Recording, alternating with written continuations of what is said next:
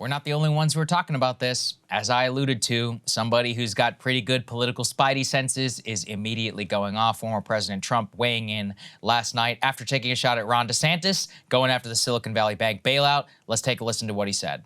And would you have supported the bailout of Silicon Valley Bank? Okay.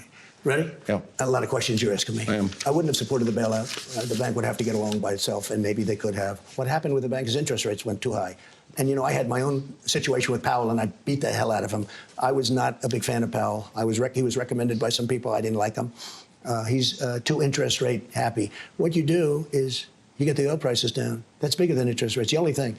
And what happened is we took an oil, and now we take in interest rates. Those banks failed because the interest rates were too high. They stupidly bought long-term treasuries. 10-year treasuries. Well, they bought long-term, longer than that even. And they bought long-term, and those treasuries got crushed because Powell keeps raising interest rates.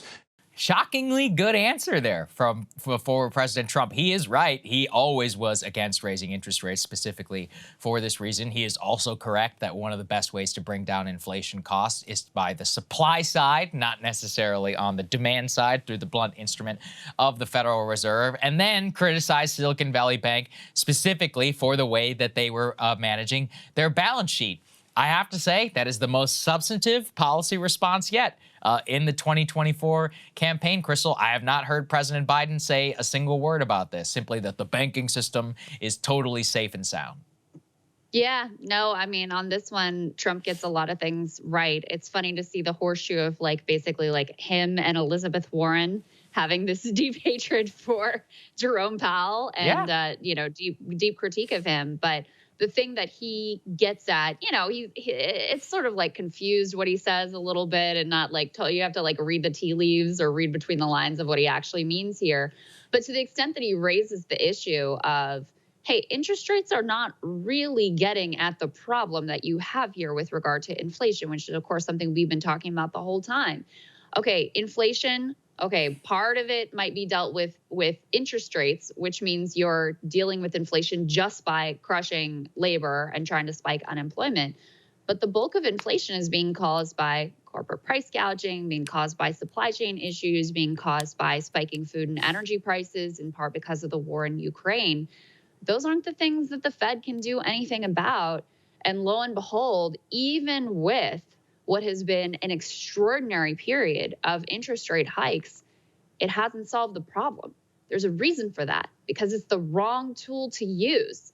So not only is his instinct correct, I think, with regard to the Fed, but obviously his political instinct with regard to Silicon Valley Bank, a critique which I share and which I agree with, is also spot on. It'll be interesting to see if he leans into this, though. I hadn't heard him say anything about it before, so he didn't jump right on top of it the way, for example, Vivek Ramaswamy came out right away and was opposed to it and put out a Wall Street Journal op-ed.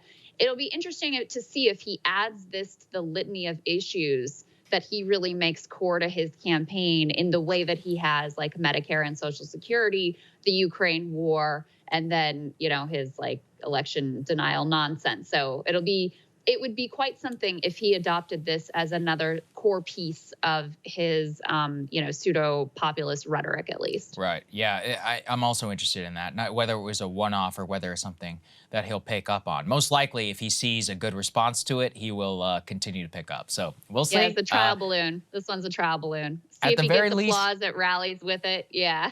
At the very least, let's get some interest. Yeah, maybe we can maybe this qualifies, Mr. President. Please talk more about this and not cat turd polls. Although you should keep doing that because that is just objectively funny. There's just no way of getting around it. Entertaining. Indeed. Yeah, absolutely. Hey guys, ready or not, 2024 is fully upon us now, and Saagar and I have been brainstorming ways that we can really up our game for this critical election. Yeah, we rely on our premium subs to expand our coverage, to add staff, to upgrade the studio. We just want to give you the best independent coverage of this election, which is possible. So if you can help us out, become a premium subscriber today, breakingpoints.com, or the link is down here in the description video. It really means the world to us, and if you like what we're all about, this is the best possible way to keep us 100% independent, working only for you.